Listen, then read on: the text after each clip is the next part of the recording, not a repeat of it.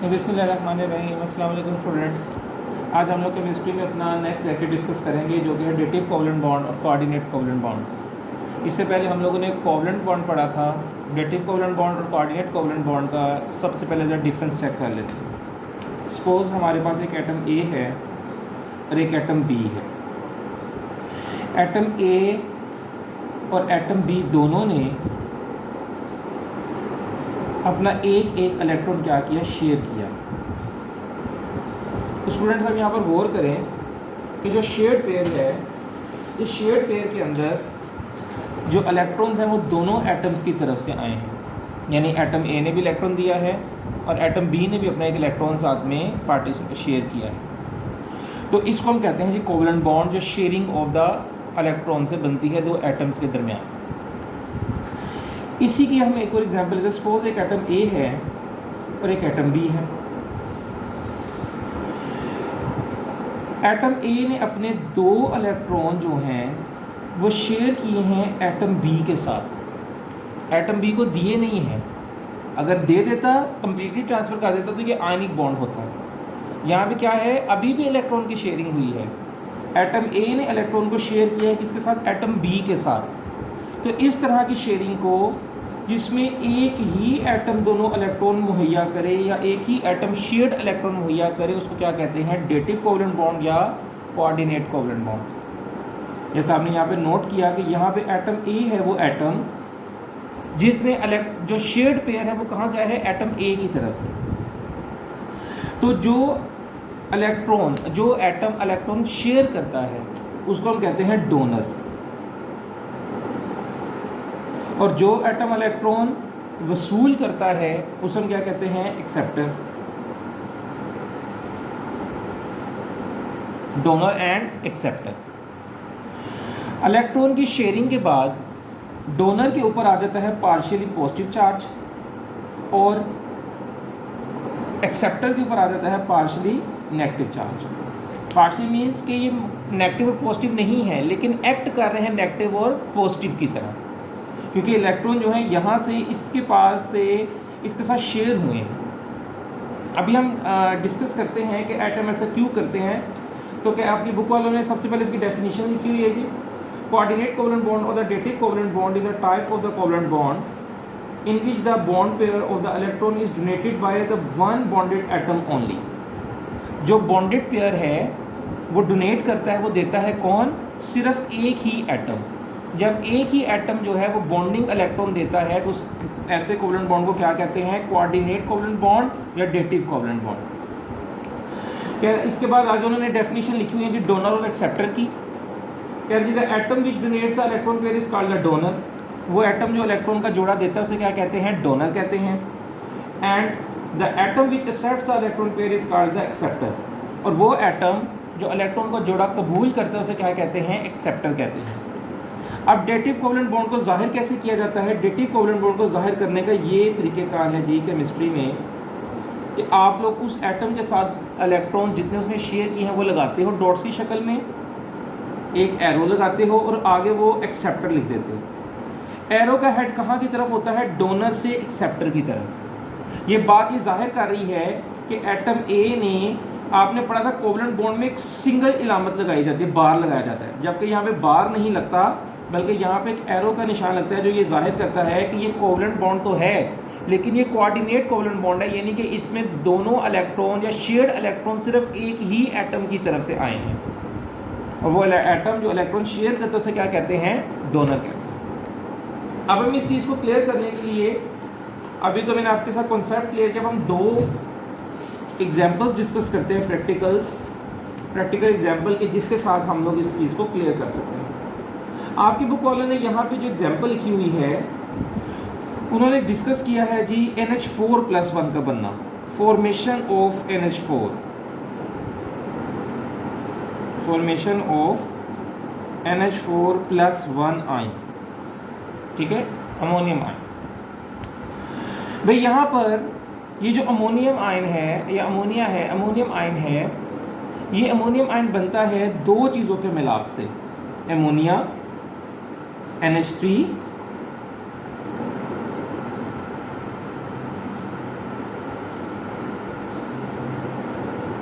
और प्रोटॉन या hydrogen ion. ज़रा अमोनिया को पहले डिस्कस कर लेते हैं साइड पर। Nitrogen atomic number 7। आप देखिए स्टूडेंट्स, तो इस नाइट्रोजन के पहले शेल में 2 इलेक्ट्रॉन हैं और दूसरे शेल में 5 इलेक्ट्रॉन हैं। इसमें 3 इलेक्ट्रॉन की डेफिशिएंसी है। तो नाइट्रोजन क्या करती है, नाइट्रोजन अपने 3 इलेक्ट्रॉन हाइड्रोजन के साथ शेयर कर लेती है। 1 2 3 इलेक्ट्रॉन शेयर हो गए, टोटल कितने थे 5।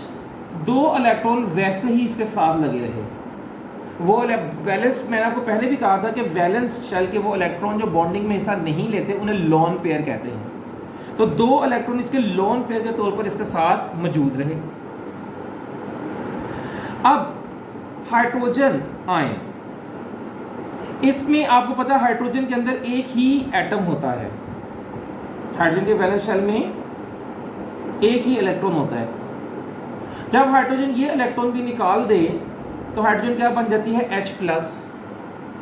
और हाइड्रोजन H+ का मतलब ये है कि H+ आयन के वैलेंस शेल में कोई इलेक्ट्रॉन नहीं है और हाइड्रोजन डुप्लेट रूल को फॉलो करती है, यानी कि H+ को 2 इलेक्ट्रॉन चाहिए इस वक्त। तो ये क्या होता है कि अमोनिया के पास जो लोन पेयर है, अमोनिया अपना ये लोन पेयर इसके साथ शेयर कर लेती है इस तरीके से।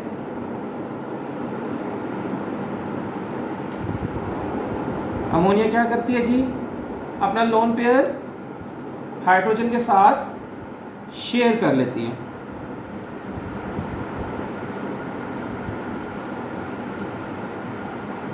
जैसे कि मैंने आपके साथ ये दिखाया। आप ये देखिए, मैंने आपको पहले कहा था कि आपने कोऑर्डिनेट कोवलेंट बॉन्ड को किससे जाहिर करना है, एरो की इलामत से जाहिर करना है।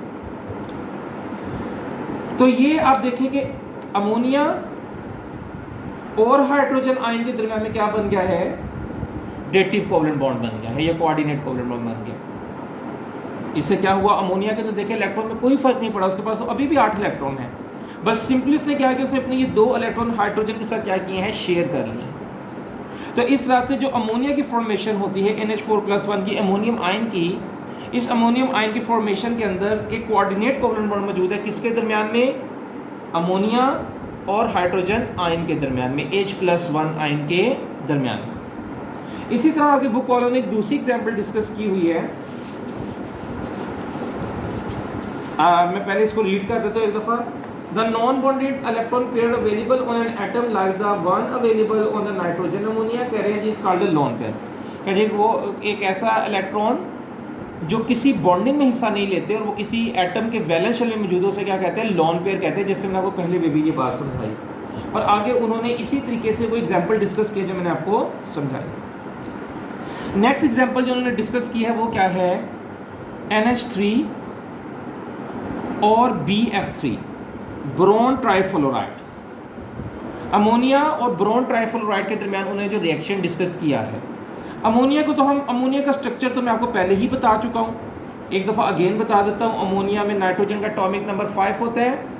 नाइट्रोजन के वैलेंस शेल में 5 इलेक्ट्रॉन होते हैं। नाइट्रोजन एक हाइड्रोजन के साथ अपना इलेक्ट्रॉन शेयर करती है और इस तरीके के साथ नाइट्रोजन के 8 इलेक्ट्रॉन पूरे हो जाते हैं। अब हम डिस्कस करते हैं बोरोन ट्राइफ्लोराइड। बोरोन जिसका एटॉमिक नंबर है 5, इसके K शेल में 2 इलेक्ट्रॉन और L शेल में 3 इलेक्ट्रॉन हैं। ये रिएक्शन करती है फ्लोरीन के साथ। फ्लोरीन जिसका कि एटॉमिक नंबर है 9, इसके K में 2 इलेक्ट्रॉन, इसके L में 7 इलेक्ट्रॉन। अब आप देखिए स्टूडेंट्स कि फ्लोरीन को इस वक्त 1 इलेक्ट्रॉन की ज़रूरत है अपने वैलेंस शेल को कंप्लीट करने के लिए और बोरोन को 5 इलेक्ट्रॉन्स की ज़रूरत है अपने वैलेंस शेल को कंप्लीट करने के लिए। होता क्या है, बोरोन जो है, ये स्ट्रक्चर को ज़रा गौर से समझें ताकि फिर आपको आगे बात समझ आएगी। बोरोन के वैलेंस शेल में है 3 इलेक्ट्रॉन। हम बॉन्डिंग में सिर्फ वैलेंस शेल को डिस्कस करते हैं कि बात आपको पहले भी पता है, आखिरी शेल को सिर्फ देखते हैं। वैलेंस शेल में कितने इलेक्ट्रॉन हैं जी? 3। ये मिलती है फ्लोरीन के साथ। फ्लोरीन के वैलेंस शेल में कितने इलेक्ट्रॉन हैं? 7। तो फ्लोरीन इसके साथ रिएक्शन करती है और अपना एक एक इलेक्ट्रॉन क्या करती है? शेयर करती है बोरॉन के साथ। इस तरह बोरॉन के साथ 3 फ्लोरीन जुड़ जाती हैं। अब स्टूडेंट डायग्राम में नोट करें, हर फ्लोरीन के 8 इलेक्ट्रॉन पूरे हो गए, जबकि बोरॉन के अभी सिर्फ 6 इलेक्ट्रॉन पूरे हुए हैं। और 6 इलेक्ट्रॉन पूरे करने के बाद इसके पास मजीद वैलेंस शेल में कोई इलेक्ट्रॉन नहीं है जिसे ये शेयर करके अपने 8 इलेक्ट्रॉन पूरे कर लें। यानी कि यूं जो BF3 बनता है, इस BF3 में जो बोरॉन है, इस बोरॉन के वैलेंस शेल में अभी भी 6 इलेक्ट्रॉन है। जरा काउंट करके देखें, 1 2 3 4 5 6, यानी अभी भी 2 इलेक्ट्रॉन की क्या है? डेफिशिएंसी है, 2 इलेक्ट्रॉन की कमी है। अब इस 2 इलेक्ट्रॉन की कमी को पूरा करने के लिए इसके वैलेंस शेल में कोई इलेक्ट्रॉन मौजूद नहीं है कि जो ये पेयरिंग कर ले किसी के साथ। अब इसके पास सिर्फ एक ही सोल्यूशन है, ये कोई ऐसा एटम तलाश करे जो इसके साथ अपने 2 इलेक्ट्रॉन शेयर कर ले। तो ऐसा क्या होता है? बोरॉन ट्राइफ्लोराइड रिएक्शन कर लेती है अमोनिया के साथ। ठीक है, इस तरीके से जैसे मैं आपके सामने लिख रहा हूं, नाइट्रोजन वैलेंस शेल में 5 इलेक्ट्रॉन, एक एक इलेक्ट्रॉन शेयर किया हाइड्रोजन के साथ, 3 हाइड्रोजन के साथ, और नाइट्रोजन के वैलेंस शेल में हो गए 8 इलेक्ट्रॉन पूरे, और ये बन गई अमोनिया। इसके साथ जुड़ी हुई है जी बोरॉन, वैलेंस शेल में 3 इलेक्ट्रॉन, एक एक फ्लोरीन के साथ अटैच हुई, टोटल 3 फ्लोरीन अटैच की इसने। फ्लोरीन के वैलेंस शेल में 8 इलेक्ट्रॉन पूरे हो गए, जबकि बोरॉन के वैलेंस शेल में अभी भी 2 इलेक्ट्रॉन की डेफिशिएंसी है। अब बोरॉन क्या करती है? नाइट्रोजन इसके साथ अपने ये 2 इलेक्ट्रॉन शेयर कर लेती है, और इन 2 इलेक्ट्रॉन की शेयरिंग के नतीजे में इन दोनों के दरमियान में एक बॉन्ड वजूद में आता है। उस बॉन्ड को हम क्या कहते हैं जी? Dative covalent bond.